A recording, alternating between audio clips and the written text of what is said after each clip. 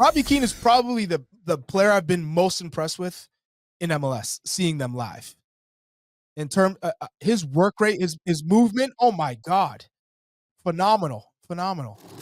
Let's get into our best 11s. Tones, give us your best 11 from 1996. You get the first decade, 1996 the first to 2005. decade. Yeah, and you know these OGs like no other. So what's that best? Yeah, so are we going to put it up? Oh, there it is. Okay. Yeah, so they sent me one that I wasn't thrilled with. But yeah, so I went.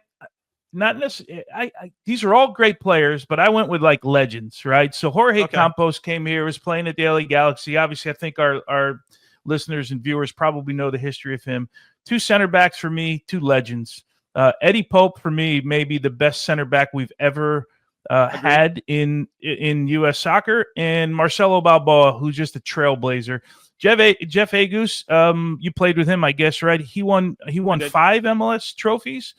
Frankie Haydock on the right side, Carlos Valderrama. There's no way he could be not be in this list. Ahead of him is Preki, a 2-time, the only, by the way, 2-time Major League Soccer MVP that we've ever had. Which that's crazy. I didn't realize this till like 2 weeks ago. I literally found this out like 2 weeks ago. I guess I didn't pay that much attention to it. Echeverri on the left-hand side was an icon with Moreno, DC United guys. Tab Ramos is the one guy in U.S. soccer that we still haven't recreated for me. We just haven't recreated. We don't have another one of him. Christian is about as close as you get, but Christian is a different player because he's more wide open spaces. Tab is a guy that stand you up and dribble you and make you look like a fool. And then, of course, Landon Donovan, who played in those early days, although he left a little bit, but I put him in there because it's just hard when I look at that era not to put Landon in there. Can I ask you a question, Tony? Yeah. Just based on this team, is Mauricio Cienfuegos, was he close or Lubos Kubik? Because both those guys, I feel like Lubos Kubik's a great shout. I mean, Kubik came 2000, right, with Bob Bradley's team in Chicago. Yeah. So that was his first. He was there. in 98. Chris 99. Armas is a good shout. Yeah, Chris Armas is there, but I had Chris Armas was one of the guys I thought about, but it was between him and Valderrama for me, and I'm like, for me. And I know I don't have a defensive midfield. Like I don't have a number. Yeah, don't worry about it. Valderrama should be in there. Don't worry about it. Yeah. Valderrama is kind of hard for me to leave out. That's a no-brainer. And Preki could chop you. We played in Arrowhead at the time, and there were nights where there were 10,000 people, 5,000 people, and you could hear the whole bench going, he's going on his left. He's going on his left. Yeah. And the defender's like, and somehow, boom, he cuts you onto that left and sliced you up. Everybody's yelling, But yeah, that was my team. I'm sure you can make changes. But listen, you do a Chuck, 4-3-3 for a reason?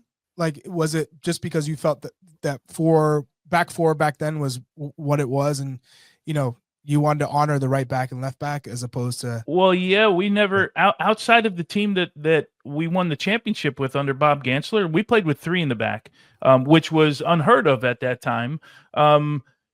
Everybody played with 4. I mean, pretty much everybody played with 4 in the back. It was how you mixed it up in front. No one really played with 3 in the back then.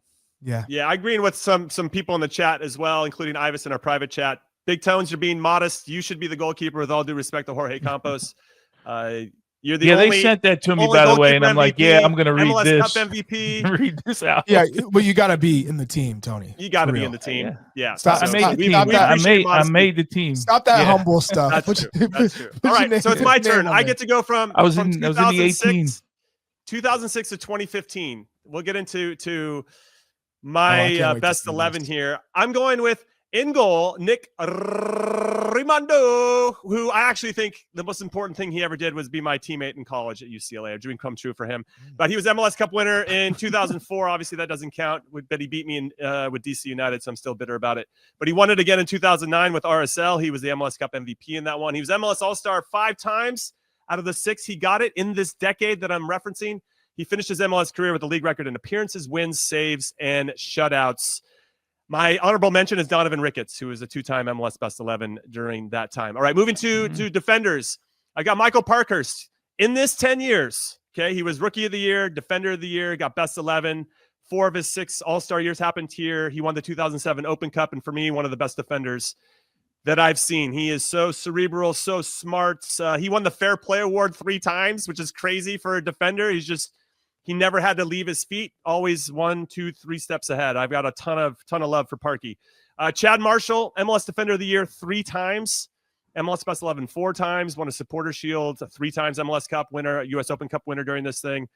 Easy lock for me. Omar Gonzalez, also MLS Rookie of the Year during this decade. Defender of the Year, Best 11 4 times. 3 MLS Cups, 2 Supporter Shields with the Galaxy.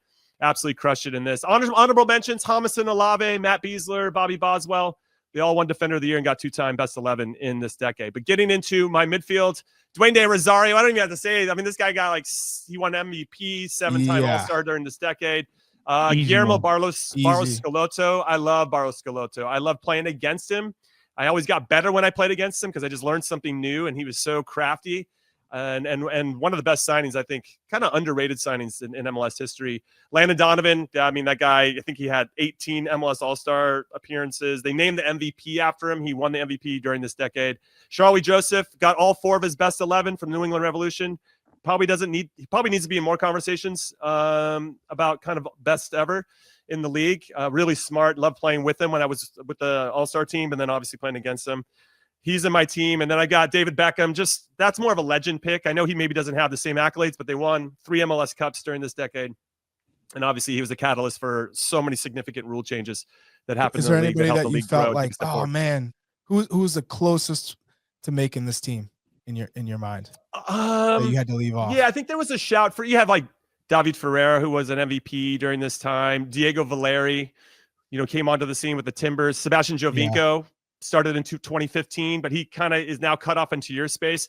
Up top, I had Thierry Henry and Robbie Keane. Oh, it's not even close.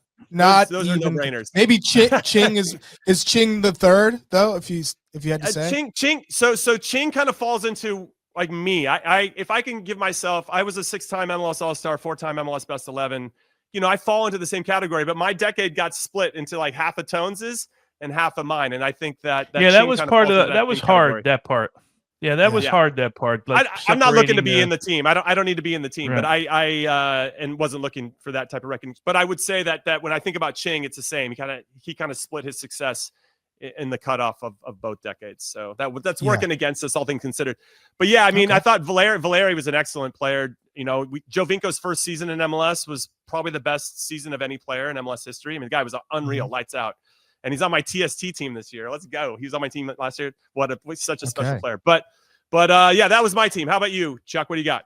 Yeah. There are a number of players. I went through MLS Cup finals. I went through best 11s, all-star selections, but ultimately this is what I landed on. Ta-ta!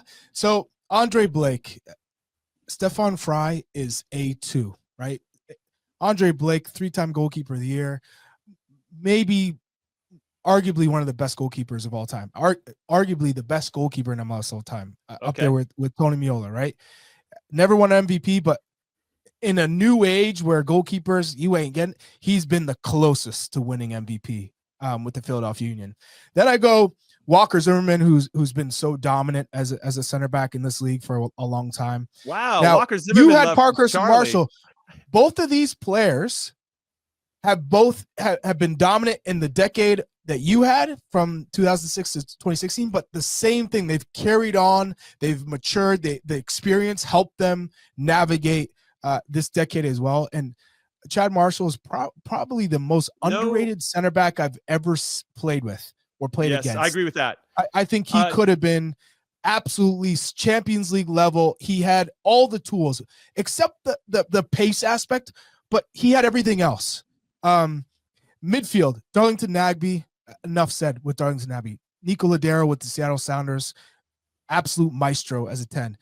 Jovinko, he won the MVP in 2015, but 16, 17, he was just as good. Lucho Acosta, we've seen him now with DC United, and he's carried it into FC Cincinnati, just a playmaker. Now up top, Vela, Martinez. Joseph Martinez was a no-brainer, locked in for how dominant he's been. David Villa didn't really have the team success, but as an individual, an MVP caliber player. I got to see how good he was with the ball at his feet, and Carlos Vela, we saw how good he was.